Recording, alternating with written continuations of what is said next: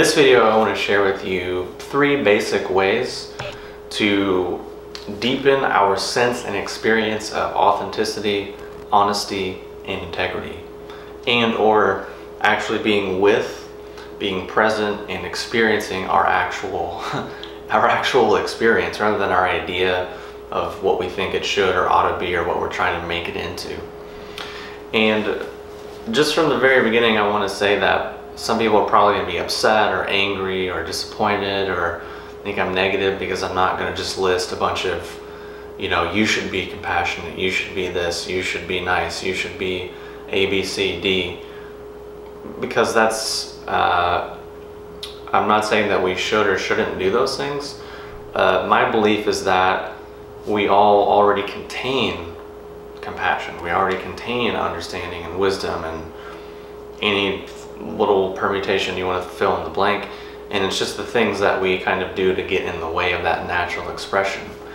Because a lot of people take the stance that we're broken, we need to be fixed. I'm saying we're fine, but perhaps sometimes we just kind of get in our own way, or we become so smart or intelligent that we actually become stupid. So just a slight little nuance there. So how then can we perhaps deepen our sense of authenticity, honesty, and integrity? Well, we can start by asking, what does it mean to be a human? What is this body? Is this just like a bunch of solid material, just a bunch of organs connected together? Is it just a Swiss clock? Or is it just like a meat tube with a soul? Or is it a soul with a meat tube hanging off? Is it a meat tube filled with electricity? All these different ideas that we have about ourselves, we should perhaps consider. But we think, oh, we're modern, we're intelligent, we're from whatever clan or cult or society, so we don't have these like primitive mythologies or these weird ideas. But when we believe these things, that's usually the first indicator. Or when we say, oh, I don't know, I don't do that, that's usually the first indication that, yeah, we actually do, because it's human nature. It's just how it's a function of the mind to naturally do something like that. And we can negate, we can say, oh, fuck science and fuck materialism and the government sucks and Monsanto and all this stuff's so terrible. We can do that whole thing, but what are we replacing it with? What are we, how are we reinterpreting things? It's an important thing to consider. So what is it? What is this? What does it mean to be human? What is a human? And then more deep to that is, well, what is my nature? Left to myself, what am I? What do I do? What is my natural self? What is my natural sense of myself and the world? Which, I don't know. It's not necessarily something that we can grab and hold on to and be like, I found it. There's my natural sense of self, or I've listed the 5 criteria and traits for who I really am. It's maybe not how it works. So getting into something a bit more practical and tangible that we can wrap our hands around with some awareness and reflection is to, number 1, start being aware of our own inherent prejudices, biases, and preferences. Now, again, we live in a modern world and we're all conditioned to think, oh, I'm politically correct, I'm not biased. In fact, I'm so fucking open-minded. I tolerate everything. I'm into this, I'm into that, I do this group, I do that group, look at me. But the fact of the matter is, we're human beings. It doesn't matter which side of the fence we believe that we belong to. We all have prejudices, biases, and preferences. We have the bias that, well, this is good and this is what I want, or this is good and it will defeat what I define as bad, and whatever. We wake up in the morning and we're just preferences, biases all the time. Biases to wear, oh, one of our pants, one of our shorts. That's a preference, that's a choice. It might seem mundane, it might seem whatever, but it's illustrating a point, the fact that pretty much all day, every day, this is what we're doing. Consciously preferring, choosing, biasing, judging, all the time. And then it gets a bit more complicated if we get into, you know, self-improvement campaigns, because then we try to, oh, that stuff's bad. Our judgment's bad, criticism is bad, biases, prejudices, preferences, it's all bad. I gotta get rid of them. I don't know, maybe that works, maybe it doesn't. I'm not here to say. All I'm saying is perhaps becoming aware of these things could be helpful in observing them. Number 2, becoming aware of our own mythology. Because again, we look at ourselves and we think, oh, I'm educated, I'm informed, I'm modern, I'm whatever adjective. But those other people, they're not as smart. You know, I'm an atheist, but all the Christians are stupid. Or I'm a Christian and all the atheists are stupid and they're sinners and they're going to hell. Or, you know, I'm a modern person. We have science and we know what the world is and we explain things with formulas and words. But those primitive cultures, they're so stupid and they don't really know, and they have these silly spirits and animism way of seeing the world. And so, you know, we might look at someone else and say, oh, that's just their mythology. How cute is that? But we have science. It's real. It's solid. So we all have these. We have the mythology. Oh, ancient wisdom is better than modern. Modern wisdom is better than ancient. Whatever. Okay, so becoming aware of our own mythology about ourselves, the story we tell ourselves about ourselves, kind of person we think we are in relation to whatever. And then number 3, we start to become aware of the ways in which we are lying to ourselves on a regular basis. And this one's a doozy, and most people, I think, will be like, nah, I don't do that, I'm honest. I mean, I'm honest with everyone. Just like I can say, there was a body worker that I used to go to, and he was talking about how people would have all this like self-hatred.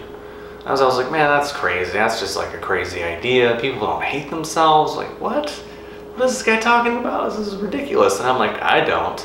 You know, I mean, look at me. I'm getting body work. Obviously, I love my body. I'm taking care of it. I eat well. I exercise. I drink water. I do all these things. Obviously, I love myself. No way. This is ridiculous. And then a few years later, started to just say like, oh, you know what? Now that I'm paying attention a little bit more, I see what he was talking about. It's not self-hatred in the sense of, you know, punching yourself in the face, or, you know, although some people do kind of take it that far, but it shows up in very a bit more subtle ways. You know, it could be as much as, or as subtle as, you know what, my body says I need to go to bed right now. Everything about me says I should go to bed. It's late, I'm tired, but you know what, fuck that.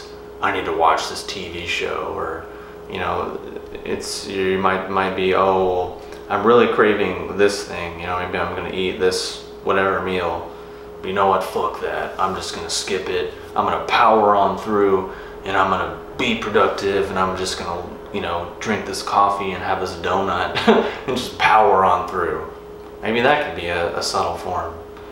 Because, you know, if we had a baby, we had a child that we were responsible for taking care of, and it was hungry, we were like, nah, you'll get over it. Just don't worry about it. Just push on through, you know, be tough. Show everyone how tough you are. Show everyone how dedicated you are. Show everyone how much of a workaholic you are. That, we would probably go to jail, or the baby would be taken away. But yeah, we have this body, which we very much have to take care of and be soft and tender and understanding with. And we are usually the opposite. Oh, god damn it, my back hurts again. Oh, my stupid back, or my stupid knee, or I got this stupid disease, I gotta get rid of it. Ah, it's so fucking evil. God, my body's so dumb. Ugh. I just gotta take the magic pill or do the right thing and just get rid of this stupid disease. Or in maybe the same intelligence that gives health also creates the manifestation of what we might label as dis-ease or illness. Something to consider. But either way, becoming aware, number 1, of our own prejudices, biases, and preferences. Number 2, becoming aware of our own mythology. Number 3, starting to become aware of the myriad of ways in which we lie to ourselves on a regular basis. Because part of the reason why I picked these three things out of the myriad of infinite potentials is that if we're not really aware of these things, it's just gonna really limit our degree of being able to relate to other people in a deep way, and it's gonna really inhibit our experience of being human, because we're taught and conditioned to believe, well, this part of me is good and this part of me is bad, and I have to only express this part and only look at this part and ignore this part. Well, that's a very small part of human experience, when human experience is vast. The world we live in is huge. So all this sectioning and dividing, maybe not so real, maybe not so realistic, and thus maybe not so functional. Just like we go outside and in the middle of the winter and be like, you know what? I think I'm gonna plant my garden now. Makes sense. Yeah, I'm just feeling it. I'm just I'm feeling the vibes. I'm in the flow right now. I need to plant my garden. It's like, it makes no sense. Everything in the natural world is contradicting that vibe or feeling or belief or whatever. You can visualize the fuck out of it, vision board it, positive affirmation it, ritual it, bless it.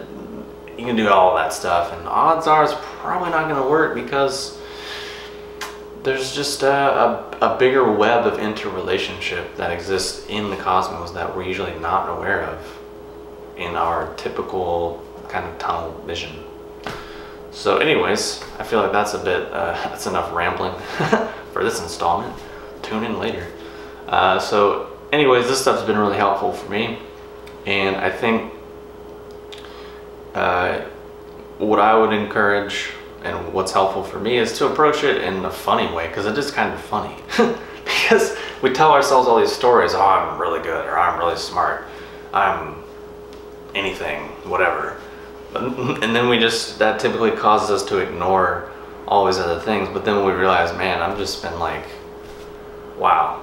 I've just been doing all this other stuff over here, trying to ignore it, but wow, and it can perhaps create just a deeper sense of something. I'm not going to say what or if or anything more than that, but because it's your experience. But what I'm trying to say is having a light touch, instead of being like, oh my god, oh, what's wrong with me? I thought I was so spiritual, but I'm so negative.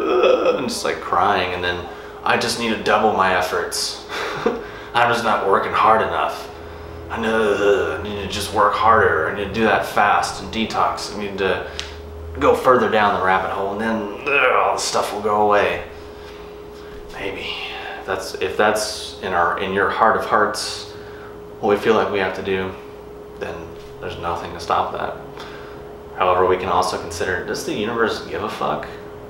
I mean, because whether I work hard or not, things just keep moving and spinning. If I just lay on the floor all day, I'm still gonna breathe, heart's still gonna beat, the sun and everything in the natural world is still gonna do what it does, and it's not really gonna give much of a shit how hard or not I'm working. So anyways, thanks for watching this video. Hopefully it's been helpful. Click the subscribe button below here to subscribe to my channel. Like the video, post a comment, share the video, and I'll talk to you soon.